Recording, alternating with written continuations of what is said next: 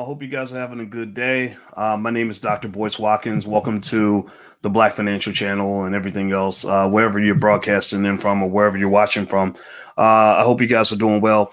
I want to talk a little bit about a question that I received. I have my AskDrBoyce.com layout where you can ask me financial questions. And I got an interesting question today about relationships. And it looks like I'm having a poor connection on Instagram. Let me know. Give me a yes or no if you can hear me okay. Let me know you can hear me and see me okay.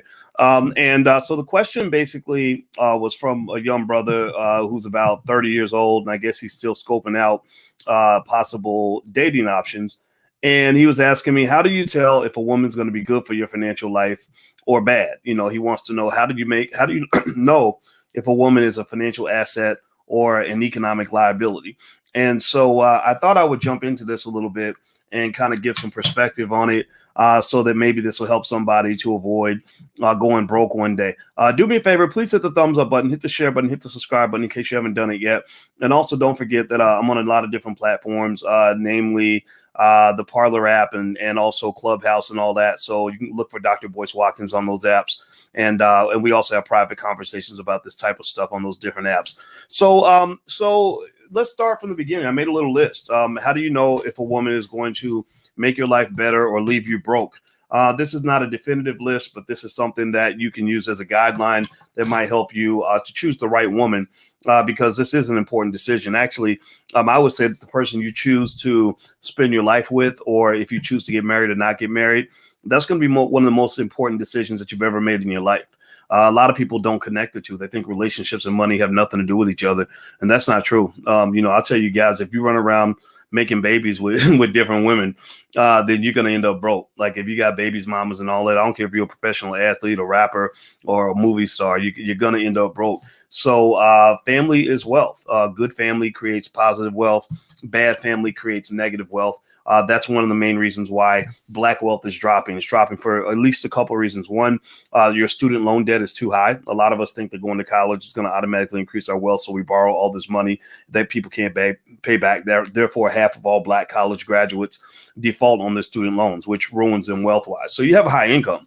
Maybe you drive your little Lexus and look fly that day, but you're going broke because your net worth is negative, which means you lost the game. So the other thing is the other reason is bad family structure, the inability to create good, strong, sturdy, stable families, because that is directly linked to your economic situation. So let me go down this list of ways to know if that woman is going to be good for your financial life or bad for your financial life.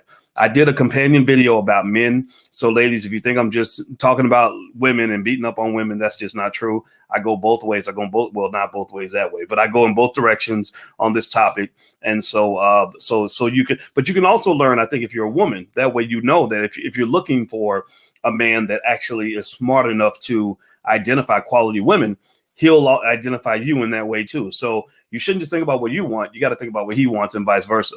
All right. So hit the thumbs up button, hit the share button, hit the subscribe button. Here are, I made a list of about 8 things. The list is non-exhaustive. There's some other stuff I'd probably end up putting on the list if I think about it. But these are the things that popped up today. One is, I think looking at her financial situation is very important. I think, there are people who will say that how much a woman makes is not important, especially if you're a man that has some money. I'm not a broke man. I have a little bit of money. And the woman's financial situation does make a difference. You at least want to have an awareness of what you're dealing with. And what I mean by that is not just so much how much money she makes, right? How much money a person makes is only a tiny part of their economic situation. That's where people get messed up financially, is they think that income is just the be all end all. No. How much money you make is part of it, but how much money you keep is a bigger part of it. Also, how much debt you have is a huge part of that. How many assets you have is a part of that. If you're driving a car, do you own that car or does the bank own that car? If you have a high income, are you saving 40% of the income, 20%, 0%, negative 20%? Those things matter. So I think knowing her financial situation, meaning like maybe student loan debt. If you are getting in a serious relationship with somebody and you don't know their credit score and their debt levels and things like that, That means you don't know them well enough to know what you're getting into. You might be jumping into a financial STD. A financial STD is when somebody brings a financial problem in your life and you can't get rid of it. So be careful about the financial STDs. The second thing you might want to look at is financial habits. A person's financial habits will determine how they're going to end up financially. I don't care where you started off. I don't care if you were born in the ghetto. I don't care if you were born in a mansion. If you have bad financial habits, then your habits will eventually take you right where you belong. So I would pay close attention to how that person views money, how they talk about money, how they spend money. Do they see money as an item that allows them to build more wealth, or do they see money as a chance to go have a good time? Does money burn a hole in their pocket? Are they spender, saver? Do they make financial plans? All these things will play a role in your financial outcomes. So you got to watch a person's behavior for a very long time before you can decide if you want to merge with that person. Don't forget that marriage and all that stuff, that's a legal contract. Like when you get together with somebody, it's not just romantic. It's not just, oh my God, I love you, I think you're so beautiful. No, it's a legal contract. Like the state is involved in your marriage. Like they're right there at the wedding taking notes, and you can't just bounce away from that situation just because you broke up. You're going to have some documents you have to sign, because marriage is about far more than just love and attraction and sex. The third thing might be, what are their economic prospects? Based on where a person is, are they in a growth state? Meaning, are they building a great business? Are they building wealth? Are they investing in the stock market? Are they trying to get in the real estate game? Are they in school? Or are they a person who's just gonna, stay right where they are? Or are they a person who's actually on the decline? Like, for example, I think for ladies, if you are 28 years old and you marry some guy who's in the NFL making $10 million a year because he's 29 years old, he's not going to be making $10 million a year forever. So you got to plan out ahead. When I wrote my book, Financial Lovemaking, I had a lot of women that reached out to me who told me that they had started dating like NBA players when they were making big money. And some of these guys, because they're so confident, they think they're going to play forever. Like they think they're going to play till they're 55 years old. So I don't know what they're thinking, but they're not thinking beyond the age of like 32, 33. So what happens is, you connect with that person at the peak of their earning years, and then their income starts to drop. And if they haven't aggressively made plans for the transition after sports is over, then that person goes broke. And next thing you know, you're stuck with the debts of a millionaire, but the income of, a police officer or something, right? Which isn't a good combination. Number 4, how does that person blend with your hustle? Are they a person who's going to embarrass you in front of your boss, or get you the raise and the promotion because she's so charming when people come to the house and you entertain? You want a woman that's going to look good next to you, not just physically, but also intellectually and socially. If she's old ragamuffin that offends everybody and decides she wants to cuss everybody out, because she got mad at them that day, that's not going to be necessarily good for you, because that's the kind of person that will make you toxic, like a bad partner. Has anybody ever seen that? Give me a yes or no if you've ever seen a situation where you met a good person, but they had a really toxic, horrible partner who embarrassed them at every available opportunity, who made people not want to be around them, maybe because they were insanely jealous, or maybe they drank too much, or they were too loud or too annoying or whatever. Most men I know that actually want to build something, they find the right kind of woman who fits with that situation, who's not going to go and just mess it up and go crazy. It's like wealth builders tend to have a type of discipline. They have hustle and mixed with discipline. Like really, if you think about it, power is nothing more than, it's not just energy, because energy that's splattered everywhere isn't going to amount to much of anything. Power is like targeted energy. It's like, like a laser. Like if the energy of the laser is spread out, it's not going to have any effect. But if it's targeted energy and the laser is targeted, it'll cut through a rock, right? So targeted energy requires a degree of discipline. So most people I know that have a lot of money tend to have some discipline about what they do. And you can't just be out here just, thinking you keeping it real and acting a damn fool and embarrassing the family at every available opportunity. Don't bring somebody around you like that. Also, if you're like an entrepreneur and you marry somebody who is always dampening what you're trying to do, like always telling you, well, don't, you can't, you're investing too much. And, oh no, this is too risky.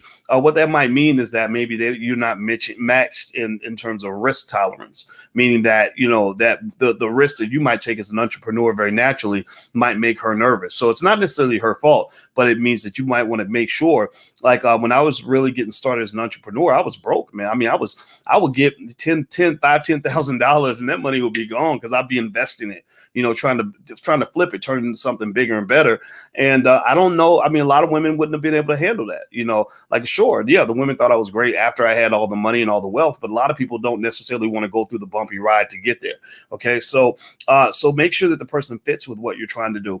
Also, I think the next point you may want to look for is she sturdy in a relationship? There are some people who just know how to maintain relationships, like, maybe they grew up watching their parents manage a really tough marriage and stick it out and through the tough times and all that. Or maybe she's the kind of person who will get a job and stay on that job for like 5 or 6 years. Like little things like that will show you like whether or not the person is an attachment person or somebody who just gets upset and decides to walk away from a situation.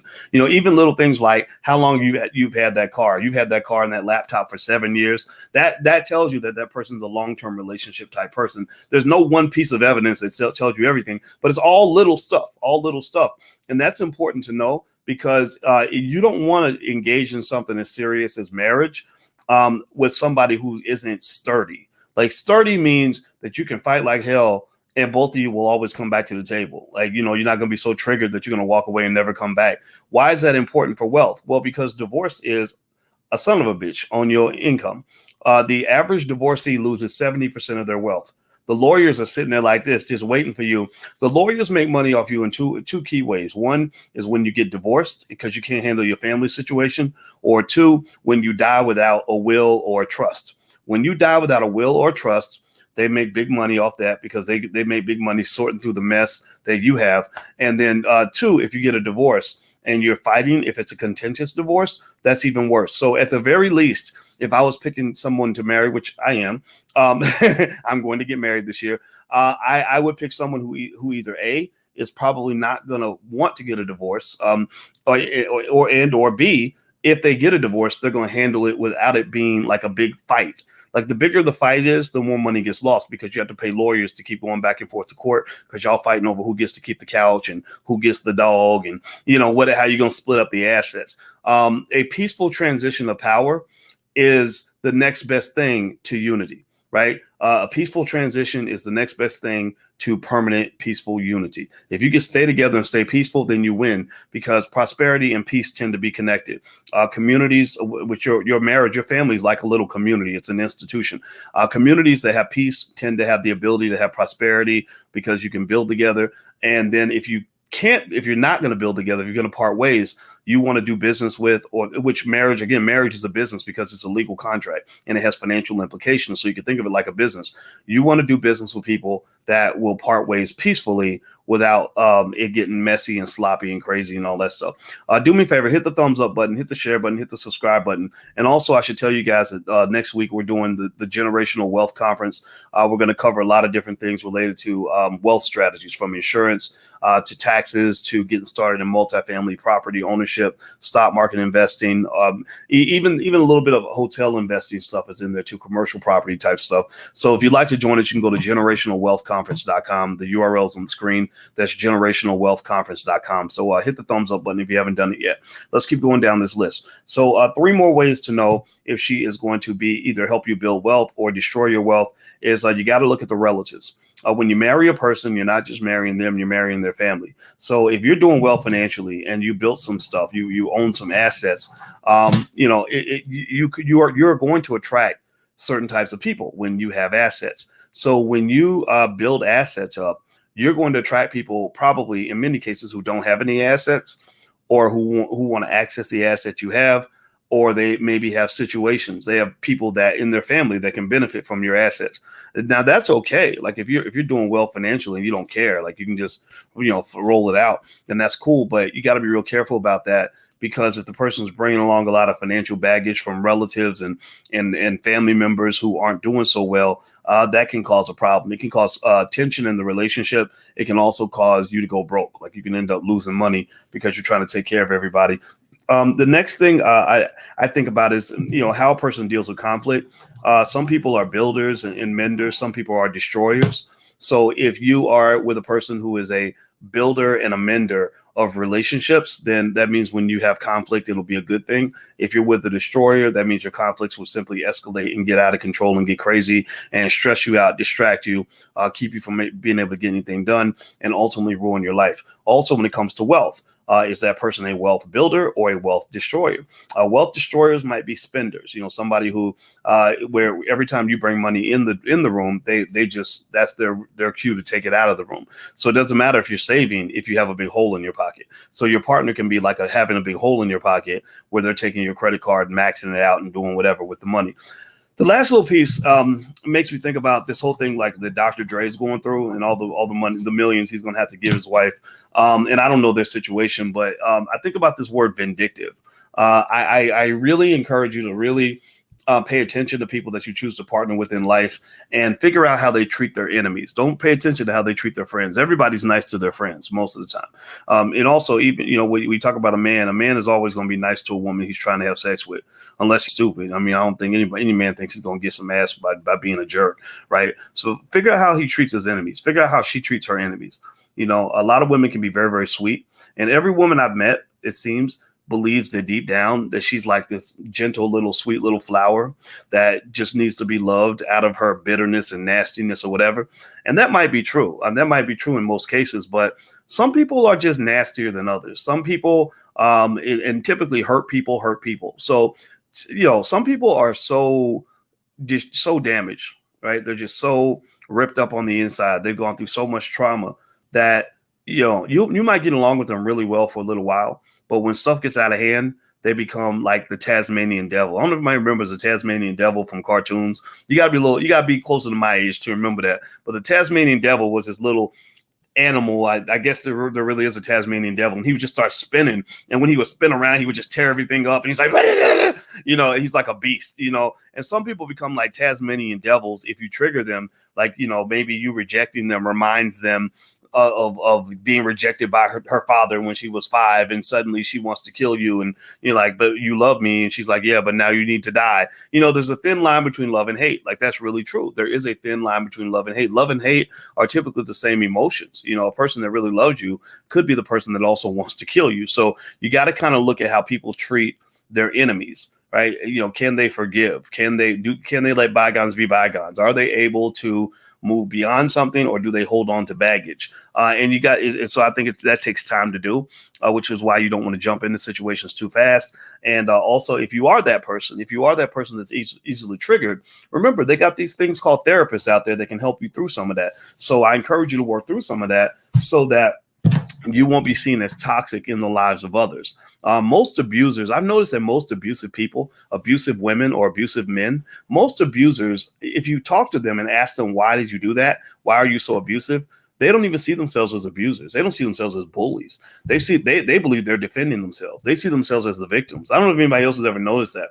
But when you talk to a really abusive person, even if it's a man who's punching women in the face or whatever, or a woman who's like cutting his tires and trying to stab the girl that was giving googly eyes at her man or whatever, most of these people will tell you, like, in their mind, they really feel like they're good people. They just But that person just need to get stabbed that day, right? It was their fault. If they had not done this, if you had not made me feel like that, whatever. And I find that's that sort of language you got to watch out for, because that's a person who does things but doesn't take accountability for their actions. Like they will have an emotion and will say, you gave me that emotion. You made me do this. And I remember one time I saw this video of this lady who found, I guess she caught her boyfriend cheating or something, and she ran him over with a car. And so she hits the dude, and he's laid out in the street. And Facebook, it was on Facebook video, and somebody recorded this man laying out in the street, and he's like dying. He's like almost unconscious. And because she's so mad, she like picks up while he's laying on the ground unconscious, she picks up the fender of the car, and she slams it on top of his head. And I was looking at the comments in the chat, and I thought it was fascinating, because there were literally women in the chat saying, I wonder what he did to deserve that. Like, he'll never do that again. He'll never hurt somebody else's feelings again. And I said, whoa. So there are people that literally can see something like that happen and still think that it's the victim's fault. And I don't know about you guys, but I was raised in an environment where there's no excuse. There will be no excuse for me to ever run Alicia over with a car and then slam slam a hubcap, or whatever it was, of a fender onto her head as she laid there dying on the street. Like that at that point, whatever it was that made me the victim, I have given up all rights to the moral high ground. I am no longer the victim at that point. I have no moral high ground. I am now the predator at that point. I am not the victim anymore. Right. And I think that if you see someone, and so I think maybe, I found that you can learn a lot by just listening to people's conversations about their exes, and just listen to how they describe, their their previous experiences. And if you hear sort of this theme of a lack of accountability, that's a big warning sign. You got to be real careful, because a vindictive person, one of the things they might do, out of vindictiveness, to say, okay, I'm gonna take him for all his money. Like, they find what you love. Like a terrorist finds what you love, and then they come kill what you love. Right? That's what they do in all the Batman movies, but that's also what happens in real life. So if she knows that you love your car, then she gonna go and she might go and cut up your car and cut the tires. If she knows that that you love your money, she'll be like, okay, I'm gonna take him for all his money. There's actually been songs about that. Remember that song? It was a good song. I can't even sing it. I got to go find the lyrics. But you know what I'm talking about, where she was basically saying, like, ladies, if your man does this, this, and this, go take him for all his money or whatever. Right. So there are people that celebrate vindictive behavior. And I can let you decide how you feel about that. But what I will say is that these are things you can actually identify in advance in a relationship. Like I think one thing I'll leave you with that I think will help you, I hope that this helps you, is maybe listen to them talk about a couple situations where they got disappointed, where somebody just did them really wrong, or dumped them for no reason, or cheated on them, or whatever. Just let them talk about it, and then just listen to see how they responded to it, how they dealt with it. It's called hit them up. There you go. That's right. I don't hit them up style. That's it. Yeah. And if you pick up on vindictive behavior, I think this goes for male and female. I will be really careful about that, because if you hurt that person's feelings at some point, then they may be getting vindictive with you. And there are some people who write the end of the story before the story even begins, because in their mind, deep down, they feel like they're the victim all the time. Right. So be careful about that. Just kind of look out for that. This does translate into economic realities, because that means, so for example, if you marry someone, you start a business together, well, you get a divorce, you get a nasty divorce, the business is destroyed. So there's wealth going out the window right there. Divorce courts are expensive. There's money going out the window right there. Somebody who decides they want to, I knew a guy who told me that his wife was so mad she was going to go to his job and get him fired from his job. Well, that will mess up your financial situation right there. So you want to look for women. I made this video for the guys, but the ladies, I think, can gain from this as well. You want to look for a woman who's just going to make you a higher quality asset in your life, and all the things that matter to you. That's, I think, the key. And you can identify her when you see her, but take the time to vet her out, because that's one of the most important investments you'll ever make. All right. So by the way, we have something called the Black Love Channel, theblacklovechannel.com. So if you're interested in this kind of stuff, I happen to be marrying a woman who happens to be a couples therapist. And I am learning so much about relationship therapy and couples therapy and all that. And I wrote my book, Financial Lovemaking, years ago. So I've always been intrigued by this, but she's actually introduced me to a lot of new ideas that I didn't know about. And she has a PhD in this stuff. Like, she's a full professor of social work, and she sees clients and couples all the time. So we decided we wanted to share some of that with you guys. So maybe you could hear some of our BS and kind of know. And I say our BS because we got challenges like every other couple. Every couple has issues that you got to work through. And what I will say is, it's not so much whether you have issues, it's how you handle them. And as I get older, the more I realize is that what I realize the most is that you probably shouldn't try to do it by yourself. Like, you probably shouldn't try to solve all your relationship problems without any help. There are tools out there, and I encourage you to not just get into a dilemma and say, how am I going to figure this out? Because the solution that comes to mind for you may not be the right solution.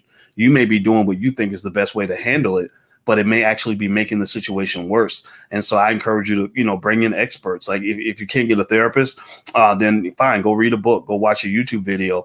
And also, I think being with a partner, this is a thing you can actually vet for in advance. Picking a partner who knows how to process issues and mend relationships is really important. So if you get with somebody and they're a person who says, oh no, I would never do therapy, I would never go see a therapist, then that's not the person for you, because that means that if you have a problem, that person is not gonna work with you to solve that problem. That person is going to become a problem and not fix it. It's like somebody saying, well, if I get sick, I ain't never going to the doctor. Well, that person's going to die.